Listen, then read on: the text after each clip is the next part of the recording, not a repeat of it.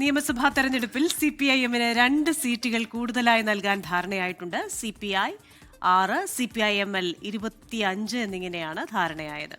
വിനീത വിജയാണ് ഒരിക്കൽ കൂടി ചേരുന്നത് ഡൽഹിയിൽ നിന്ന് വിവരങ്ങളുമായി. വിനീത, ഈ സീറ്റ് ധാരണ വൈകുന്നു എന്നുള്ള ഒരു പ്രശ്നമുണ്ടായിരുന്നു. ഇപ്പോൾ എത്ര സീറ്റുകളിലാണ് ആകെ ഈ CPIM മത്സരിക്കുക? എങ്ങനെയാണ് വിവരങ്ങൾ?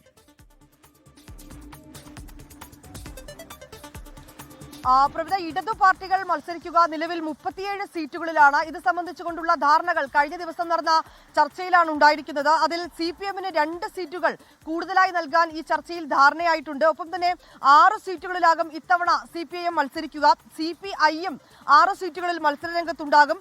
CPIML 25 സീറ്റിൽ മത്സരിക്കാനാണ് ധാരണയിലായിരിക്കുന്നത്.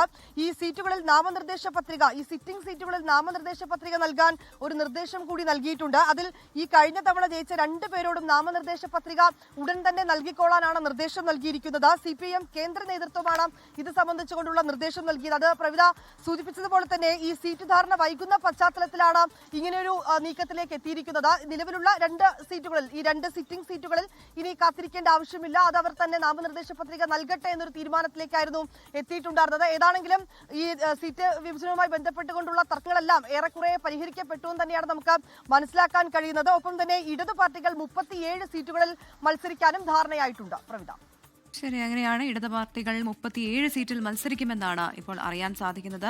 ഒപ്പം തന്നെ CPIM-ന് 2 സീറ്റുകൾ കൂടുതലായി നൽകാനും ധാരണയായിട്ടുണ്ട് എന്നുള്ളതാണ് വിവരം. എന്തായാലും എല്ലാ കണ്ണുകളും നേരെ ബീഹാറിലേക്കാണ്. അവിടുത്തെ തിരഞ്ഞെടുപ്പ് രാജ്യത്തിന്റെ ഭരണചക്രത്തെ നിയന്ത്രിക്കുന്നതിലേറെ സ്വാധീനം വഹിക്കുന്ന ഒന്നുകൂടിയാണ്. എന്തൊക്കെ കോലാഹലങ്ങളും ബഹളങ്ങളും ആയിരുന്നല്ലേ. പത്രികാ സമർപ്പണം ഒക്കെ ആയിട്ടും പലയിടത്തും ആ തെരഞ്ഞെടുപ്പ് ചിത്രം അങ്ങോട്ട് തെളിയുന്നില്ല എന്നൊക്കെയുള്ള വാർത്തകളും വരുന്നുണ്ട്. എന്തായാലും എല്ലാം പെട്ടെന്ന് തന്നെ തീരുമാനമായി. നാമനിർദ്ദേശ പത്രിക സമർപ്പണം പൂർത്തിയാക്കി, പരിശോധന, അതിനുശേഷം തള്ളാനുള്ളത് തള്ളിയും കൊള്ളാനുള്ളത് കൊള്ളിയും.